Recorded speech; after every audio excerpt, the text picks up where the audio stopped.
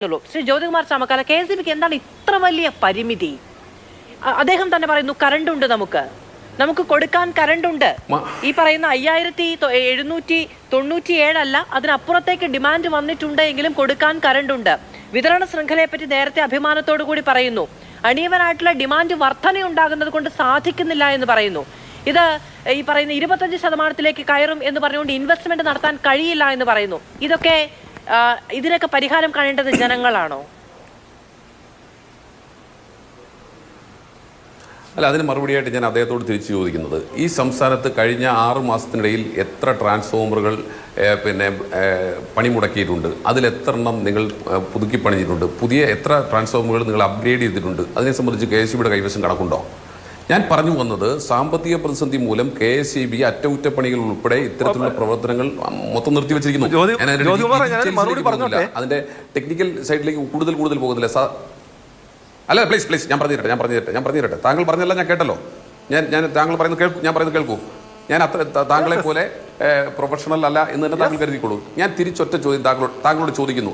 ഇപ്പോൾ ട്രാൻസ്ഫോമർ കേടായി, ട്രാൻസ്ഫോമറുകളെ സംബന്ധിച്ച് ഇവിടെ ഈ സംസ്ഥാനത്ത് നടന്നുകൊണ്ടിരിക്കുന്നു. ഞാൻ വളരെ സിമ്പിളായി താങ്കളോട് ചോദിക്കുന്നു, ഈ സംസ്ഥാനത്ത് കഴിഞ്ഞ മാസം ഇന്ന് 5-ാം തീയതിയാണ്. ഏപ്രിൽ മാസം 25,000-നും 30,000-നും ഇടയ്ക്ക് AC വിൽപ്പന നടന്നിട്ടുണ്ട് ഈ സംസ്ഥാനത്ത്. അത്തരത്തിലൊരു വിൽപ്പനയെ സംബന്ധിച്ച് അവർ തകൃതിയായി പരസ്യം നൽകുകയും AC കമ്പനികൾ പരസ്യം നൽകുകയും ഡിസ്ട്രിബ്യൂട്ടേഴ്സ് വഴി അവർ വിതരണം ചെയ്യുകയും, ഇപ്പോൾ AC മേടിക്കുന്ന നല്ല പ്രശ്നം, AC ഇൻസ്റ്റാൾ ചെയ്യാനുള്ള ആളുകളുടെ ഷോർട്ടേജ് വരെ ഉണ്ട്. അപ്പോൾ ആ രീതിയിൽ ആ മാർക്കറ്റ് അവർ വിപുലീകരിച്ചിരിക്കുന്നു. അതിനെ സംബന്ധിച്ച് നിങ്ങൾക്ക് ഇൻ ആൻറ്റിസിപ്പേഷൻ ബോധ്യപ്പെടാതിരുന്നത് എന്തുകൊണ്ടാണ്? അതുപോലെ തന്നെ ഞാൻ മുമ്പ് ചോദിച്ച ഇലക്ട്രിക് വെഹിക്കിളിനെ സംബന്ധിച്ചുള്ള ചാർജിങ്ങുമായി ബന്ധപ്പെട്ട് പീക്ക് അവേഴ്സിൽ ഉൾപ്പെടെ ചേഞ്ച് ഉണ്ടായിരിക്കുന്നു. നിങ്ങൾ എന്തെങ്കിലും സ്റ്റഡി നടത്തിയിട്ടുണ്ടോ ഇതുമായി ബന്ധപ്പെട്ട്? പീക്ക് അവേഴ്സിൽ ചേഞ്ച് വന്നിരിക്കുന്നു. നേരത്തെ നമ്മൾ പറഞ്ഞതുപോലെ 6 മുതൽ 10 വരെ ആയിരുന്നു, അതിൽ മാറ്റം വന്നിരിക്കുന്നു. വസ്തുതയല്ലേ? അപ്പോൾ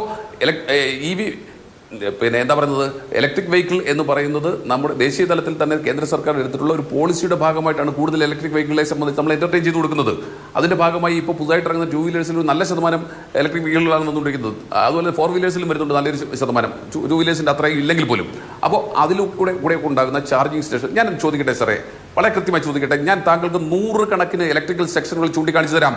അവിടെയൊക്കെ EV ചാർജിങ് യൂണിറ്റുകൾക്ക് അപേക്ഷ നൽകിയിട്ട് ഞങ്ങളുടെ ട്രാൻസ്ഫോമറിൽ ലോഡ് അപര്യാപ്തമാണ് എന്നതുകൊണ്ട് മാത്രം അത് പരിഗണിക്കാതിരിക്കുന്ന നിരവധി ഇലക്ട്രിക്കൽ സെക്ഷനുകളുണ്ട്. താങ്കൾക്ക് നിഷേധിക്കാൻ കഴിയുമോ? എന്തുകൊണ്ടാണ് കൊടുക്കാൻ കഴിയാത്തത്? അപ്പോൾ ഞാൻ പറഞ്ഞത്, വീണ്ടും ഞാൻ ആവർത്തിക്കുന്നു, നിങ്ങളുടെ കൈവശം കറണ്ട് ഉണ്ട്, അത് വലിയ വിലയ്ക്കും വാങ്ങാം. പക്ഷേ അത് വിതരണം നടത്താനുള്ള ശേഷി നിങ്ങൾക്ക് ഇല്ലാതാകുന്നു. അത്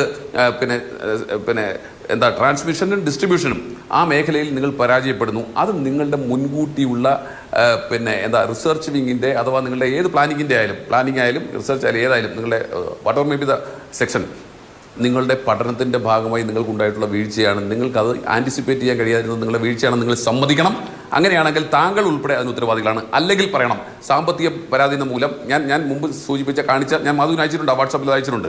ആ സർക്കുലറിൻ്റെ ഭാഗമായിട്ട് നിങ്ങൾ ഇത്തരത്തിലുള്ള അറ്റകുറ്റപ്പണികളെല്ലാം നിർത്തിവെച്ചു എന്ന് സമ്മതിക്കണം. ഇവിടെ എന്തുകൊണ്ടാണ് സർക്കാരിന് ഇത്തരത്തിൽ ലോഡ് ഷെഡിങ്, അത് എന്തിൻ്റെ പേരിലായാലും, ഡിസ്ട്രിബ്യൂഷൻ സിസ്റ്റത്തിൽ തകരാറുണ്ടായാലും ട്രാൻസ്മിഷൻ സിസ്റ്റത്തിൽ തകരാറുണ്ടായാലും കറണ്ടിൻ്റെ അഭാവം മൂലമായാലും ഇത്തരത്തിൽ ജനങ്ങൾക്ക് ഇത് അൺഇൻറ്ററപ്റ്റഡ് ആയിട്ടുള്ള പവർ സപ്ലൈ കൊടുക്കാൻ കഴിയാത്തതിനെ സംബന്ധിച്ച് നിങ്ങൾക്ക് തുറന്ന് സമ്മതിക്കാനാകാത്തത്? അപ്പോൾ എന്താ പ്രശ്നം? സർക്കാരിനെ സംബന്ധിച്ച് ഞങ്ങൾ ലോഡ് ഷെഡിങ് നടപ്പിലാക്കിയിട്ടില്ല എന്ന് വാശി പിടിക്കണം. കുളിച്ചില്ലെങ്കിലും കോണകം പുറപ്പുറത്ത് കിടക്കട്ടെ എന്ന സർക്കാരിൻ്റെ നിലപാടാണ് ഇതിന് അടിസ്ഥാനം എന്ന കാര്യം സാധാരണക്കാരായ ജനങ്ങൾക്ക് സാധാരണ മനസ്സിലാകുന്ന ഭാഷയിൽ പറഞ്ഞാൽ അത് ബോധ്യപ്പെടും. അപ്പോൾ സർക്കാർ ഇത്തരം കാര്യങ്ങളിൽ ഇടപെടാതിരിക്കുക, KSEB അതിന് വേണ്ട രീതി ഇടപെടാതിരിക്കുക. ഇപ്പോൾ താങ്കൾ പറഞ്ഞു വന്ന രാഷ്ട്രീയം പറഞ്ഞല്ലോ, ആലപ്പുഴയിൽ 2 ദിവസം തുടർച്ചയായിട്ട്, താങ്കൾ തന്നെ സംബന്ധിച്ച അടിസ്ഥാനത്തിലാണെങ്കിൽ 2 ദിവസം തുടർച്ചയായിട്ട് ഇത്തരത്തിൽ ഇൻറ്ററപ്ഷൻ ഉണ്ടായപ്പോഴല്ലേ അവിടെ ലോക്കൽ ബോഡി ജനപ്രതിനിധി ഉൾപ്പെടെ ആ പ്രതിഷേധത്തിന് നേതൃത്വം കൊടുത്തത്? അവർ പിന്നെ എന്ത് വേണം? അവരാരോടാ ചോദിക്കേണ്ടത്? അതൊക്കെ അവരുടെ ഉത്തരവാദിത്വമാണെന്നേ. അതിനകത്ത് രാഷ്ട്രീയം പറഞ്ഞിട്ടൊന്നും കാര്യമില്ല. അൺഇൻറ്ററപ്റ്റഡ് ആയിട്ടുള്ള പവർ സപ്ലൈ കൊടുക്കേണ്ട ബാധ്യത KSEBക്ക് ഉണ്ടായിരിക്കെ അത് എന്തിൻ്റെ പേരിലായാലും താങ്കൾ പറയുന്ന എന്ത് സാങ്കേതികത്വം, അത് ട്രാൻസ്മിഷനിലെയോ ഡിസ്ട്രിബ്യൂഷനിലെയോ അല്ലെങ്കിൽ കറണ്ടിൻ്റെ ഷോർട്ടേജോ ആയാൽ പോലും അതിനെ സംബന്ധിച്ച് KSEB ഉത്തരം പറഞ്ഞേ പറ്റൂ. ഞങ്ങൾക്ക് ആനയുണ്ട്, പക്ഷേ ആനയെ കൊണ്ടുപോകാൻ കഴിയില്ല കാരണം തോട്ടിയില്ല എന്ന് പറയുന്നത് പോലെയാണ് ഇപ്പോൾ അവസ്ഥ. അതെങ്ങനെ ശരിയാവുക? അപ്പോൾ ഈ രീതിയിൽ ഇതിൻ്റെ പിടിപ്പുകേട് ഒന്നുകിൽ സർക്കാർ ഏറ്റെടുക്കണം, അല്ലെങ്കിൽ KSEB ഏറ്റെടുക്കണം, അല്ലെങ്കിൽ രണ്ടുപേരുടെ ഏറ്റെടുക്കണം. നിങ്ങൾ ആരാണ് ഇതിൻ്റെ പിടിപ്പുകേടിന് ഉത്തരവാദികൾ എന്ന് മാത്രം പറഞ്ഞാൽ മതി, സാധാരണക്കാർക്ക് അത് ബോധ്യപ്പെടും.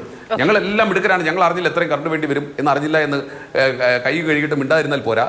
നിങ്ങൾ അറിയണമായിരുന്നു. കാരണം നിങ്ങൾ ഉൾപ്പെടെ എൻ്റർടൈൻ ചെയ്തിട്ടുള്ളതാണ്.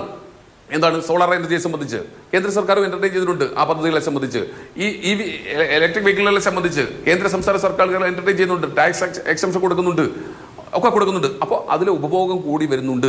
അതനുസരിച്ച് നമുക്കൊരു പെർസെൻറ്റേജിൻ്റെ ഇൻക്രീസ് ഉണ്ടാകും, ഹൈക്ക് ഉണ്ടാകും, അല്ലെങ്കിൽ അതനുസരിച്ച് നമുക്ക് അതിൻ്റെ സിസ്റ്റം അപ്ഗ്രേഡ് ചെയ്യേണ്ടതുണ്ട് എന്ന കാര്യത്തിൽ നിങ്ങൾക്ക് എൻഹാൻസ് ചെയ്യേണ്ടി വരും എന്ന കാര്യത്തിൽ നിങ്ങൾ മറന്നു പോകുന്നു. ഇനി പിന്നെ ഇവിടെ താങ്കൾ ആദ്യം ചോദിച്ചപ്പോൾ ഒരു കാര്യം പറഞ്ഞു, ഏതാ പീക്ക് അവേഴ്സിനെ സംബന്ധിച്ച് ഞാൻ പറഞ്ഞു, ഈ പ്ലാനിങ്ങിൽ നിങ്ങൾക്ക് പറ്റുള്ള മിസ്റ്റേക്കിനെ കുറിച്ച് ഞാൻ പറഞ്ഞു. ഇനി ഫീഡർ ഓവർലോഡഡ് ആവുന്നു എന്ന് പറയുമ്പോൾ ആ സിസ്റ്റത്തിലൂടെ ട്രാൻസ്മിഷനുള്ള എത്രയാണോ കറണ്ട് വേണ്ടുന്നത് ഉപഭോക്താക്കൾ ഉപയോഗിക്കുന്നത് അതിനനുസരിച്ചുള്ള കറണ്ട് കൊണ്ടുപോകാൻ കഴിയുന്നില്ല. അതിന് ആരുടെ മിസ്റ്റേക്കാണെന്നേ?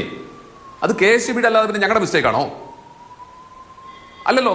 അപ്പോൾ KSEBയുടെ മിസ്റ്റേക്ക് തന്നെയാണ്. അത് നിങ്ങൾ കണ്ടെത്താൻ കഴിയാതിരുന്നത്, ഇപ്പോൾ ഇത്രയും ചൂട് വരുമെന്ന് ഞങ്ങൾ അറിഞ്ഞില്ല, ഇതൊക്കെ പറഞ്ഞിട്ട് കാര്യമുണ്ടോ?